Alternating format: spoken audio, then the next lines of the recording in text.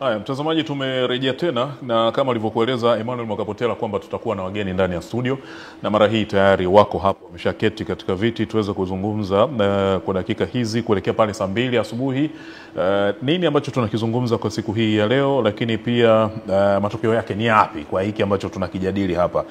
Niko na mhandisi Leo Magomba ambaye ni mkurugenzi wa miundombinu ya TEHAMA kutoka Wizara ya Mawasiliano na Teknolojia ya Habari. Kadhalika niko na bwana Yusuf Kileo ambaye ni mtaalamu wa masuala ya cyber security. Yeye atakuja kutueleza vizuri ina maana gani pengine tukileta kwenye Kiswahili hiki. Tunazungumzia jukwaa la 14 la utawala wa mtandao Afrika.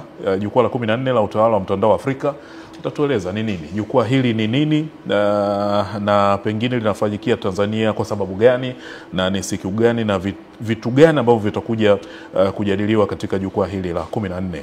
Mosi, nikianza na mhandisi Leo Magomba, karibu sana. Asante sana. Tunajivunia kuwa nanyi tena kwa mara nyingine hapa ndani ya studio. Umekuwa wadau wetu wakubwa sana, Wizara ya Mawasiliano. Kwanza tuanze na hili jukwaa la 14 la utawala wa mtandao Afrika. Ni jukwaa gani na pengine linamaanisha nini? Asante sana mtangazaji. Jukwaa la mtandao wa Afrika, au tunasema tu jukwaa la mtandao, ni eneo ambalo linawezesha majadiliano ambayo yanahusiana sana na masuala ya mtandao, yani ya internet. Na unajua swala la mtandao ni swala ambalo ni mtambuka. Tunapozungumzia internet tunaangalia mambo mengi, sio tu kama matumizi ya internet peke yake, lakini pia tunaangalia mambo tofauti katika masuala ya internet. Kuna teknolojia ambazo zinahusiana na masuala ya internet ambazo zinatumia internet kwa ajili ya kuweza kuwasiliana, lakini tunaangalia pia masuala yenyewe ya mawasiliano, upatikanaji wa internet ya uhakika. Kwa hiyo kuna masuala ya kisera, ya udhibiti, masuala ya kanuni na matumizi ya internet ambayo yatakuwa yanajadiliwa katika mkutano huo. Kwa mambo la kwanza ni kujadili masuala ya kisera, lakini pia tutaangalia teknolojia zinazohusiana na mambo ya mtandao, especially hizi teknolojia ambazo zimeibukia, tunasema akili unde na teknolojia nyingine. Tutaangalia swala zima la usalama wa mtandao, kwa sababu ili kuwa na mawasiliano ya uhakika yanaendana pia na mawasiliano ambayo yako salama. Kwa hiyo tutaangalia pia swala zima la mawasiliano la usalama wa mtandao, lakini tutaangalia pia swala lingine la mashirikiano mbalimbali yaliyopo kimataifa. Namna gani ambayo inaweza kuwezesha kwamba ili huu mtandao uweze kupatikana kwa watu wote kwa uhakika. Ni jumla la eneo ambalo tutakuwa tunazungumzia kwenye mkutano huo. Tarehe ngapi unafanyika na pengine utakuwa unafanyikia wapi na kwa siku ngapi? Pengine wadau ukiacha sisi wa Tanzania ambao ndo wenyeji wa jukwaa hili, lakini nani pia watahudhuria? Mkutano huu utaanza tarehe 29 ambao tunasema ni day 0, ni siku ya kwanza kufika, lakini utafunguliwa rasmi tarehe 30 na kufanyika mpaka tarehe 31 katika ukumbi wetu wa kimataifa wa Mwalimu Nyerere hapa Dar es Salaam. Na wageni wanakuja kutoka nchi mbalimbali kwa sababu ni mkutano wa Afrika. Watakuwepo mawaziri, watakuwepo mabalozi, watakuwepo mashirika mbalimbali ya kimataifa, kwa sababu hii sehemu ya mkutano ni sehemu ya mkutano wa Umoja wa Mataifa. Na pia watakuwepo wadau mbalimbali wengine wa sekta binafsi, sekta za umma, kwa makampuni mbalimbali ambayo yanahusiana na masuala ya mawasiliano, waandishi wa habari na watu wengine wote wataweza kuhudhuria kwenye mkutano huo. Kwa ni mchanganyiko, kwa sababu ni jukwaa ambalo linahusisha wadau mbalimbali ili tuweze kujadili pamoja mustakabali wa Afrika kwa masomo ya kidijitali. Ndio. Kwa nini sasa hivi? Kwa nini huu mkutano umekuja sasa hivi? Pengine nini ambacho kimeonwa kwenye huko niseme nini kwenye ulimwengu mzima huu wa kimitandao huko, pamoja na vile vitu vichache ambavyo umeniambia kwamba vitakwenda kuzungumzwa na mtakwenda kuviangazia? Kwa nini umekuja sasa huu mkutano? Actually mtangazaji, mkutano huu ni sehemu ya mkutano wa Umoja wa Mataifa. Mwaka 2005 kule Tunis, wakati dunia inajadili namna ya kuweza kuwezesha jamii mtandao, kuwezesha jamii ambayo inaweza kutumia TEHAMA kujiletea maendeleo ya kiuchumi na kijamii, ilionekana kwamba ili kuweza kufanikisha hilo swala la internet ni muhimu sana. Kwa sababu sasa hivi tuna mambo mengi tunafanya kwa njia ya internet. Tukisema tumezima leo internet, kila kitu, shughuli nyingi sana zitakwama. Tunatumia mtandao wa internet kwa ajili ya elimu, tunasema elimu mtandao, tunafanya biashara mtandao, tunatumia afya mtandao, tunatumia mambo mengi sana kwenye mtandao. Kwa waliona kwamba ili kutengeneza jamii yenye maarifa, yenye habari sahihi, ambayo inaweza kutumia TEHAMA katika kuleta maendeleo yake ya kiuchumi na maendeleo ya kiuchumi na pamoja na maendeleo ya kijamii, swala la mtandao ni lazima. Kwa hiyo Umoja wa Mataifa ulielekeza kuwepo na jukwaa ambalo litakuwa linajadili sasa namna gani matumizi ya internet yanaweza kutumika kuleta maendeleo ya kiuchumi pamoja na maendeleo ya kijamii. Kwa hiyo mkutano ulianza kuanzia kipindi kile. Kwa hiyo ni wa 14 kwa Afrika. Kwa jukwaa lenyewe lina miaka sasa hivi 20 sasa hivi. Kwa sababu mkutano huu unafanyika kimataifa na pia kwenye kanda. Kwa hiyo ni mkutano wa kikanda wa Afrika wa 14 ambao ushafanyika katika nchi nyingine, sasa hivi umekuja kipindi hichi kufanyika hapa nchini Tanzania. Kwa mara ya kwanza. Kwa mara ya kwanza Tanzania. Na pengine nini wameona kwetu? Labda ninyi ndio mnazungumza, mhandisi wewe huko moja kwa moja kwenye masuala ya TEHAMA. Pengine sisi tupo kwenye nafasi gani kwenye matumizi haya ya TEHAMA kwa sasa? Inawezekana tuko vizuri na ndio maana safari hii tumepewa nafasi sisi ya kuhosti mkutano huu, ama nini kimetubeba mpaka kuleta huu mkutano? Kwa sababu mikutano mingi ya kimataifa sasa hivi tumeona imefanyikia sana Tanzania, na mara hii huu tena. Asante sana. Kuna masuala mawili na mwenzangu anaweza kuongezea mengine. La kwanza, nafikiri diplomasia yetu sasa hivi iko katika ukanda huu wa Afrika na dunia iko sehemu nzuri sana. Kwa hiyo inatubeba katika maeneo mengi sana. Sawa. Diplomasia yetu ya uchumi na mambo mengine ambayo Mheshimiwa Rais amekuwa akisimamia inatubeba katika nafasi nzuri ya kuweza kuingia kwenye kuonekana kwamba tunaweza kuongoza katika maeneo mengi. Lakini pia kwenye swala la kidijitali, Tanzania ukiangalia kwenye zile index ambazo zinatolewa na shirika la kimataifa ITU ambalo linasimamia masuala ya mawasiliano, limetuweka kwenye ile nafasi ya tier 1, tunasema nafasi ya juu kabisa, pamoja na nchi za Marekani, Uingereza na sehemu nyingine kwenye eneo la usalama mtandao. Tumekuwa grade maeneo hapo. Kwa Afrika ni nchi ya 3. Kwa hiyo tunapiga hatua kubwa sana kwenye maendeleo ya kidijitali, ambao wenzetu wana sehemu kubwa pia kuja kujifunza toka kwetu. Ndio maana tumeteuliwa kipindi hichi. Ilikuwa ni nafasi ambayo iliombwa na watu wengi, kwa sababu ilitangazwa, kila mtu alikuwa anatoa expression of interest, inabidi aombe. Kwa tulipeleka maombi yetu na wakaona kwamba sisi tunafaa sasa hivi kuandaa mkutano mahali hapa. Sawa. Nikupumzisha kidogo mhandisi, nije kwa Bwana Yusuf Kileo, mtaalamu wa masuala ya cyber security. Cyber security maana yake nini? Kwa mtu mwingine ambaye anatutazama au anatusikiza sasa hivi inawezekana haelewi nini maana ya cyber security. Ni usalama mtandao na uchunguzi wa makosa ya digitali. Cyber security na digital forensics investigation. Yes. Na ninyi huku mnaingiaje? Kimsingi ni kwamba kama alivyosema mkurugenzi leo kwamba miongoni mwa mijadala ambayo tutakuja kuijadili kwa upana wake ni pamoja na masuala ya cyber security. Kwamba tutakuja kujadili haya masuala ya usalama mitandao, kwa sababu kimsingi kwa sasa hivi tulipo ni kwamba huwezi kuzungumzia swala la TEHAMA ama uzungumzie swala la internet bila kugusia kwa ukamilifu wake swala la usalama wake. Kwa sababu hiyo ndio inafanya watu wanaiamini hiyo mitandao wanaenda kuitumia. Hiyo ndio itapelekea watu waone kwamba wanapokuwa huko wanakuwa na uhuru na amani ili waitumie kwa manufaa yale chanya ambayo wanategemea watumie. Kwa hiyo ndio sababu kubwa kuona kwamba kwenye mijadala hii yote ambayo inaendana na masuala ya TEHAMA, basi swala hili la usalama mitandao pia ni swala ambalo lazima lijadiliwe kwa upana wake. Na ukiangalia kwenye mkutano huu wa 14 wa IGF Africa, miongoni mwa pila ambazo zimeonekana ni hiyo masuala ya building trust na mambo ya resilience, ambayo yote haya ndio masuala ya cyber security ama usalama mtandao.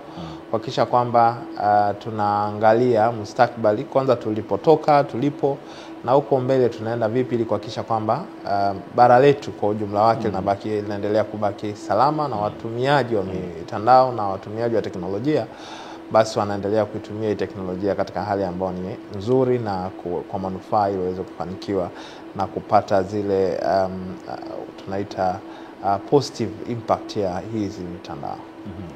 Kuna kitu kinaitwa ambacho kitakuwa ni sehemu ya mada ama ajenda kitakachojadiliwa ambacho kinawahusu ninyi moja kwa moja. Pengine ningetamani nipate maelezo yake na kwa namna gani ambavyo kitajadiliwa katika mkutano ule. Swala la usalama mtandaoni, uhimilivu na uaminifu. Usalama mtandaoni, uhimilivu na uaminifu. Maana yake nini? Na pengine ni kwa namna gani kitajadiliwa hiki? Kwanza ukisema uhimilivu, maana yake sisi tunachozungumza kwenye masuala ya usalama mitandao, kuna jambo moja ambalo huwa tunalizungumza kwa ukubwa sana, kwamba hakuna nchi yoyote duniani inayoweza kukabiliana na masuala ya uhalifu mtandao kwa 100%. Na kutokana na hiyo huwa tunasema kwamba kila nchi lazima ifanye inavyoweza kuhakikisha kwamba inahimili changamoto hizi za uhalifu mtandao. Kwamba mfano hata kama unapata majanga ya kihalifu mtandao, basi yapo katika ile level ya wewe kuweza kuhimili ama kuvumilia na watu wako wakaendelea kufanya vizuri, yasikupelekee ukashindwa kufanya shughuli zako zote kutokana na hayo majanga. Kwa hiyo hilo swala ndio tunaita resilience, kwamba jinsi gani unaweza kuvumilia hizi changamoto za uhalifu mtandao.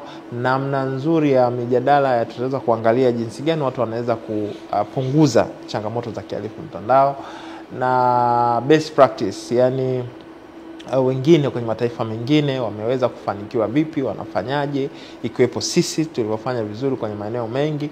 Unaweza tukashare ule ujuzi na utaalamu kwamba ni namna gani tunaweza kutoka hapo na tukaweza kusogea mbele katika dunia hii ambayo uhalifu utakuwepo, lakini tunaweza kuvumilia, sio ule ambao unaweza kutuletea majanga makubwa. Lakini vile vile hilo swala lingine la kuaminifu, manake tunaita building trust, kwa sababu unajua mtandao ukiwa una changamoto, mfano wewe sasa hivi ukiona kwamba nikiweka pesa zangu kwenye simu yangu kwenye labda nikifanya miamala kwa njia elektroniki, basi zinawezekana wahalifu mtandao wakaingilia huko wakaanza kuiba hizo fedha. Kwa hiyo pale unakuwa una imani na hiyo mitandao. Kwa hiyo sasa jinsi gani tunajengea watu imani kwamba waendelee kuitumia? Mfano sasa hivi tunazungumzia Tanzania ya kidigitali, na ni ajenda kubwa sana. Tanzania ya kidigitali na digital economy, yani uchumi wa kidigitali, ni ajenda ambazo zinazungumzwa sana hapa nchini. Na inaonekana matokeo yake. Kwamba tunatamani wananchi wetu wa Tanzania, na hii ni ajenda ya kidunia, wenzetu walishaanza muda mrefu, kwamba tunatamani watu wetu watumie zaidi mitandao kufanya mambo tofauti. Ukiwa nyumbani ufanye miamala, usipate shida kwenda kuweka foleni na kadhalika.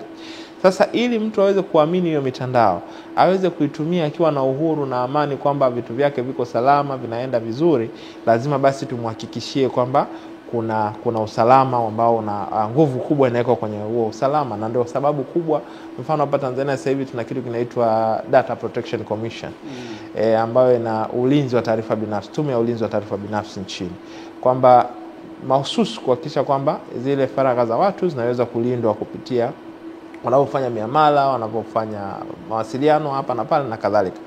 Kwa hiyo hayo yote ni yanakuja kwenye upande huo wa kubuild trust, ama kuleta kuhamasisha kuamini hii mitandao. Na hii sasa inasababisha watu wengi wataendelea kutumia mitandao, na wataacha kwa mfano swala la fedha, kuweka pesa nyumbani kwenye ndoo wanavyosema watu wengine, au vibubu. Kwenye vibubu, wajue kabisa kwamba natakiwa kuingiza kwenye mfumo wa kidigitali niweze kufanya. Sasa hivi kuna masuala ulipe tu na simu yako na vitu kama hivyo. Vyote hivi tutakuwa vinahamasishwa na vitafanyika vizuri kama tutakuwa tumewatengenezea imani ya matumizi ya mitandao kwamba iko salama na vitu kama hivyo. Kwa hiyo hilo ni swala la muhimu sana, na nafikiri tutalijadili kwa upana wake sana. Lingine hili ambalo naliona hapa Bwana Kileo, miundombinu ya umma ya kidijitali na utawala wa taarifa. Nafikiri umegusia kidogo pale namna ya taarifa za watu zinavyoweza kulindwa.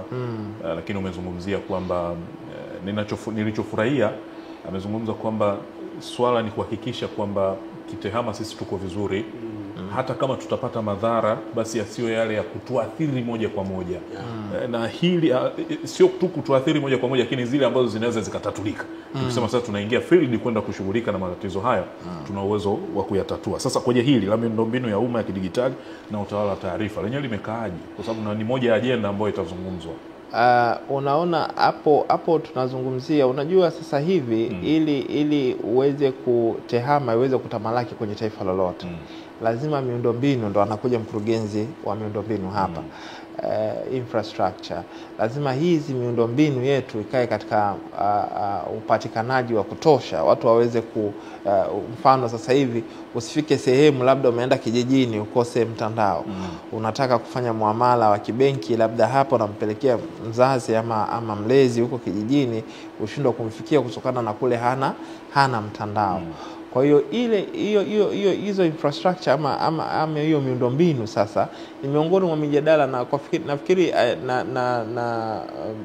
bottom line ama tunapotaka kufikia ni kwamba tuhakikishe kwamba kila nchi ya kwenye bara hili la Afrika basi inaboresha miundombinu hiyo, lakini vile vile inaweza kuangaliwa vizuri. Nakumbuka kuna kipindi watu walikata zile cables huko kwenye sea cables mpaka tokea miundombinu yetu ikawa na changamoto nyingi.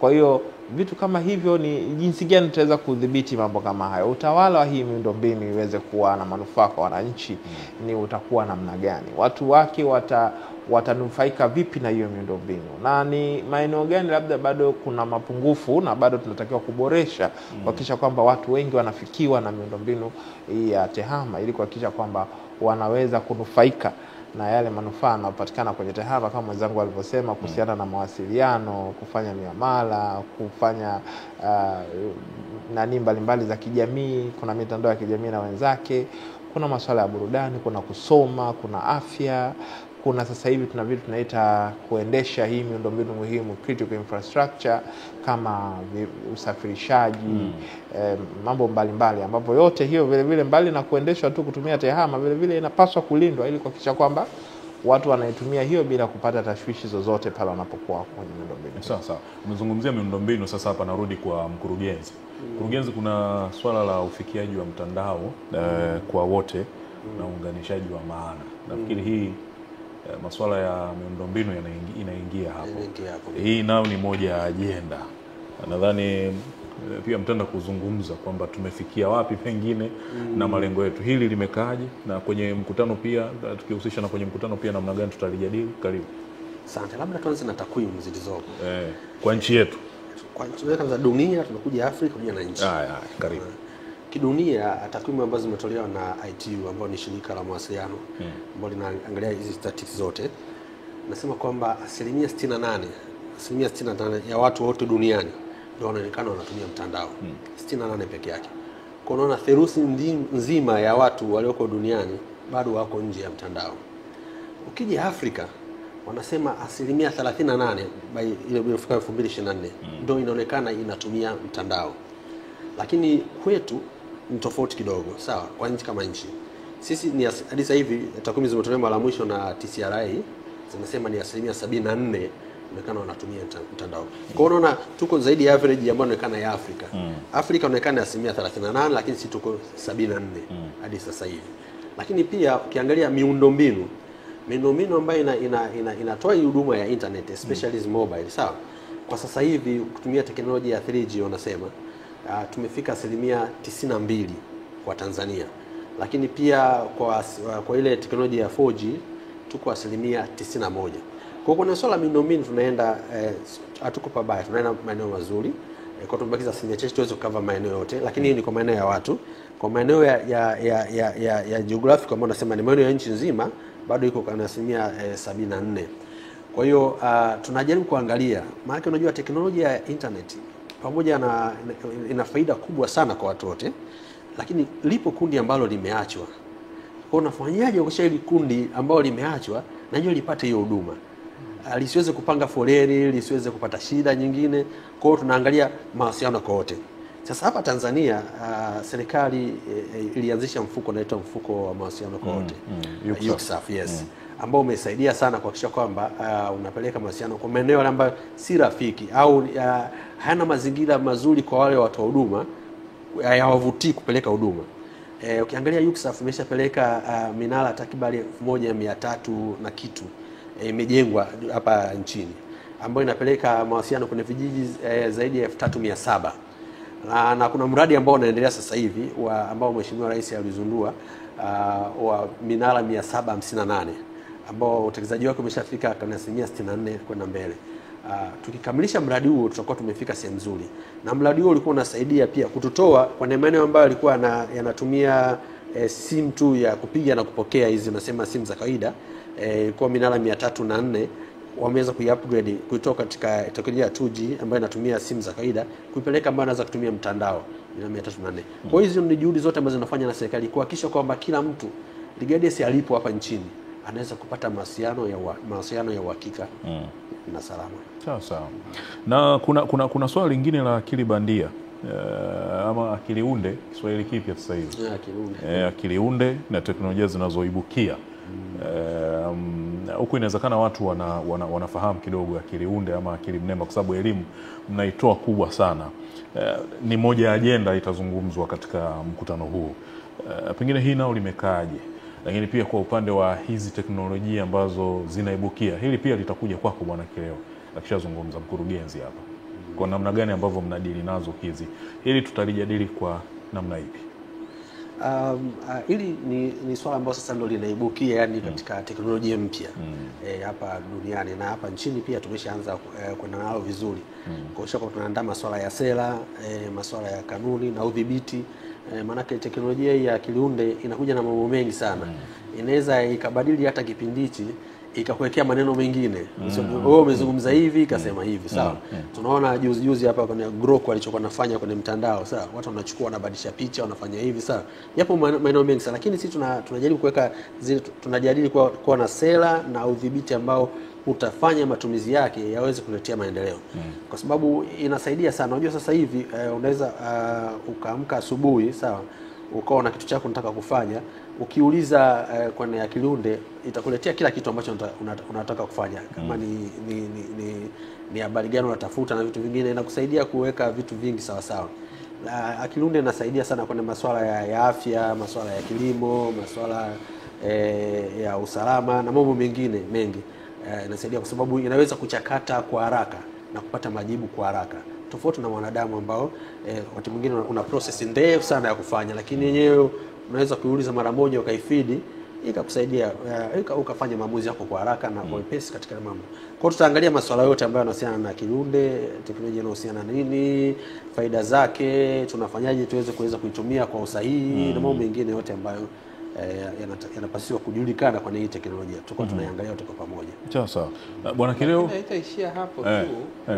Kwenye hiyo akili unde kama tunavyofahamu kwenye teknolojia zinazoibukia ambao akili unde, masuala ya big data, masuala ya IoT, 5G technology, ukiangalia haya vyote hivi na venyewe vina connect moja kwa moja na impact kwenye mambo ya cyber security.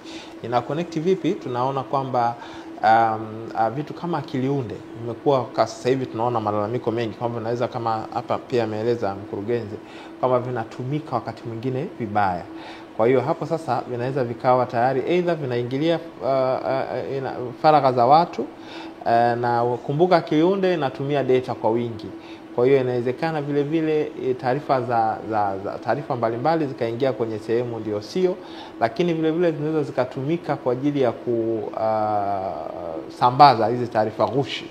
Na ndio maana mara nyingi vitu kama hivi, hasa tunapoelekea kwenye matukio makubwa kama hivi ya uchaguzi, matukio ya labda mchezo hizi FIFA nini, mipira na kadhalika, unakuta watu wengi wanakuwa na umakini sana kwenye eneo hilo, kwa sababu huenda taarifa ghushi, huenda mambo ambayo hayafai yakatumika ama yakaweza kufanyika kwa bora zaidi kutokana na hizi teknolojia zinazoibukia. Watu wanazitumia kwa ajili ya kuleta changamoto kwenye maeneo mbalimbali. Kwa hiyo ile namna ambayo nzuri ya kutumia hivi vitu visilete madhara, upande wa udhibiti wake, upande wa sera gani ambazo zinaweza zikatupeleka pazuri tukaweza tukanufaika na hizi teknolojia zinazoibukia, ni miongoni mwa mambo ambayo nafikiri yatajadiliwa kwa ukubwa wake, ili kuhakikisha kwamba watu wanatumia hivi vitu kwa sababu tunaamini ni vizuri na tunaamini kwamba vina manufaa mengi kwa watu, lakini yale mabaya ambayo yanaweza kuja nayo, basi tunaweza kuwa tumejipanga vizuri mapema na tukaweza kuondokana na changamoto mbalimbali. Tumeona akili unde mfano sasa hivi zimekuwa zikitumika kwa ajili ya vitu tunaita deepfake, kuleta taarifa ambazo ameongea mkurugenzi hapa kwamba unaweza wewe ukaonekana umevaa nguo hapo, mara umeshavuliwa nguo. Umeonekana unaongea swala hili ukabadilishiwa mazungumzo.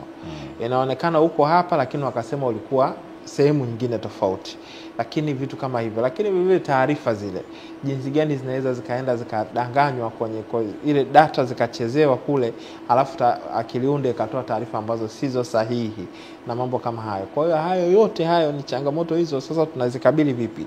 Tutaenda kwa sababu tunataka kuitumia na manufaa mengi na turahisishia vitu vingi, lakini sasa tutakabiliana vipi na changamoto zinazokuja na hizo teknolojia zinazoibukia? IoT mfano ni miongoni mwa teknolojia zinazoibukia, Internet of Things.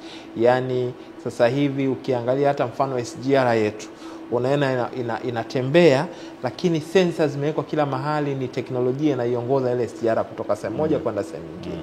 Masuala ya umeme, magari na vitu mbalimbali, kuna kipindi nafikiri ulisikia kuna ndege nyingi zilishindwa kupaa kutokana na kwamba kuna changamoto ya mifumo.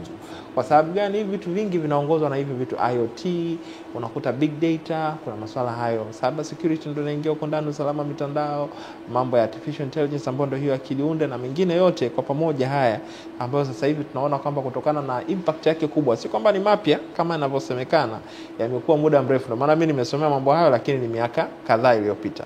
Lakini sasa hivi kutokana na impact yake inavyoonekana kwa ukubwa wake na yanavyounganika yote kwa pamoja kuleta changamoto nyingi, ndio tunaona kwamba kuna haja sasa ya mijadala madhubuti yanayotukusanyisha kama hivi bara zima, kukaa kwenye sehemu moja kujadili kwamba tunatoka vipi, tunaenda vipi, tuko wapi, tutafanyaje tuidhibiti ili tuweze kuitumia vizuri na vitu kama hivyo. Hivi nje kidogo ya tunachozungumza, huwa kuna utaratibu wa kumjengea mwananchi wa kawaida kutambua kwamba pengine hii video na sauti inayotoka kwa huyu anayezungumza sio sahihi, imetengenezwa na akili unde? Kwa ufupi ndio ipo, kwa sababu hiyo ndio elimu, na tunasema elimu ya uelewa. Na ndio maana kuna hichi kitu mimi ambacho na utaalamu nacho ni mambo ya digital forensics, kwenda kubaini kwamba hii kweli sauti ni ya huyu na video ni ya huyu. Kwa hiyo hilo unaenda sasa, unaingia chini kwenye uchunguzi huo wa kidigitali kuangalia kwamba uhalisia wa huyu ni vipi, mambo ya deepfake, masuala ya taarifa ghushi zinaweza kusambazwa labda kwenye mitandao na vitu kama hivyo. Lakini kubwa zaidi ndio hilo masuala ya uelewa kwa wananchi, masuala ya kuongezea watu wetu uwezo kuhakikisha kwamba wanaweza kufanya hilo, kuweza kuthibitisha hiyo uongo na ukweli, kutumia hiyo akili unde kuweza kubaini kwamba kuna uhalisia gani kwenye haya mambo na vitu kama hivyo. Vyote hivyo ni mambo ambayo yanawezekana ndani hapo. Ndio. Mkurugenzi, kwenye mkutano, kwa sababu time yetu inakimbia, kwenye huu mkutano tutakaofanya, mimi ni mwananchi wa kawaida, lakini pia ni mdau wa masuala ya tehama, natamani kuhudhuria. Naruhusiwa? Naruhusiwa. Mkutano ni kwa ajili ya watu wote. Ndio maana unasema ni jukwaa shirikishi, ni kwa ajili ya watu wote, kuanzia watunga sera, watu binafsi, watu wa shirika ya umma, yani watu wote wanaruhusiwa. Hata yule ambaye hajui kabisa teknolojia anaruhusiwa kuja kushiriki. Atajifunza vitu vingi sana na masuala ya teknolojia, kama alivyosema, atajifunza faida na hasara na kila kitu, na nini afanye, achukue hatua gani katika mambo yote. Kwa ili jukwaa ni kwa ajili ya watu wote, kila mtu anakaribishwa kuweza kushiriki kwenye mkutano huu. Sawa sawa. Nini unatamani unatamani wananchi wakisikia asubuhi hii kutoka kwao, tukiwa tunaelekea jukwaa hili kubwa? Binafsi ni kuwakaribisha sana kwenye mkutano muhimu sana. Waje wajifunze, waje watoe maoni yao, kwa sababu ni sehemu ambayo iko wazi. Waje waweze kuona kitu gani kinaendelea, na pia kutakuwa kuna maonyesho mbalimbali ya wabunifu ambao wanaonyesha hizi teknolojia zinazobukia. Kwa hiyo watajifunza vitu vingi sana. Ni watu wote wanakaribishwa. Sawa sawa. Bwana Kileo, kwa upande wako? Kimsingi ni kwamba kwanza, kama alivyosema mkurugenzi, kwamba tunatamani kuona mpaka watumiaji wa kawaida wanaweza kuhudhuria ili wajifunze mambo mengi, ili wapate kujua vitu vingi kuhusiana na tehama kwa ujumla wake. Lakini vile vile tutoe wito kwamba tutakapopata kuhudhuria na kujifunza, basi watu wakitoka hapo waende wakafanya implementation, kwa sababu tusizungumze alafu tukaishia hapo, lakini tuende tukafanya implementation ama kwenda kuyatekeleza hayo, ili tuhakikishe kwamba taifa letu linaendelea kusogea mbele kiteknolojia kama spidi ambayo tayari tuko nayo kwa sasa chini ya serikali hii ya awamu ya 6. Tumeona wote kwamba ni mashahidi kwamba upande wa ICT kuna msisitizo na mkazo mkubwa tena kutoka kwa raia namba moja mwenyewe kuhakikisha kwamba analisukuma vizuri hii ajenda kwenda mbele, kuhakikisha kwamba tuna manufaa makubwa matumizi ya teknolojia. Kwa hiyo tukaenda tukafanya implementation na matumizi mazuri ya TEHAMA.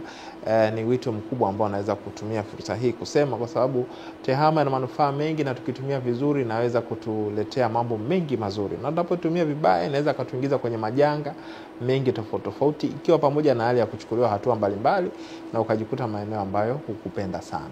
Sawa. Mimi nawashukuru sana kwa kuweza kufika hapa, lakini pia mtazamaji, ni nafasi yetu sisi wote ambao ni wadau wa TEHAMA, kwa sababu hili bwana linamgusa kila mtu kwa sasa hivi. Unapozungumza TEHAMA, ulize swali, ufanye muamala kwenye simu yako ni sehemu ya TEHAMA pia, moja kwa moja, na uwe kijijini uwe sehemu gani. Na TEHAMA uzuri wake imeingia mpaka kwa wasisi ambao tunatumia zile simu wanaita za vitochi. Kote huko zinakwenda. Sasa nilikuwa hapa na mhandisi Leo Magomba ambaye ni mkurugenzi wa miundombinu ya TEHAMA kutoka Wizara ya Mawasiliano na Teknolojia ya Habari. Kadhalika ni na bwana Yusuf Kileo, mtaalamu wa masuala ya cyber security. Wamezungumzia kuhusiana na jukwaa la 14 la utawala wa mtandao wa Afrika ambalo kimsingi litaanza tarehe 29. Ni siku tatu, lakini tarehe 29 ni kwa ajili ya watu kuanza kuwasili. Tarehe 30 tutakutana pale Julius Nyerere International Conference Center, ama mkutano wa kimataifa wa Mwalimu Nyerere hapa jijini Dar es Salaam. Tarehe 30 na tarehe 31 ndo haya sasa yaliyozungumzwa hapa yatakwenda kuzungumzwa, yatafanyika hapo. Maonyesho mbalimbali yatafanyika hapo. Mimi binafsi rai yangu ni kwa wanafunzi ambao wanasoma hasa huku kwenye masuala haya ya TEHAMA kuhudhuria, kwa sababu huwezi jua, kwa sababu kuna watu wengi wa kimataifa watakuwepo pale. Kutakuwa na kubadilishana mawazo pia, uone nchi fulani wao wamepigaje hatua kwenye masuala haya ya kitehama, lakini ukichanganya na kwetu, ukichukua uzoefu wa huku, uchukua uzoefu wa huku, na pengine ukapata marafiki kutokea hapo. Ukiwa chuo unakuwa unawasiliana nao, wao wanakupa uzoefu tofauti, ukichanganya na ambao umepewa na wataalamu wetu wa Tanzania, basi unaweza ukapata kitu kizuri sana. Mtazamaji, mimi naitwa Emili Lazarus. Dakika chache kutoka sasa unatazama habari ya asubuhi njema kutokea hapa Channel 10. Endelea kuwa nasi.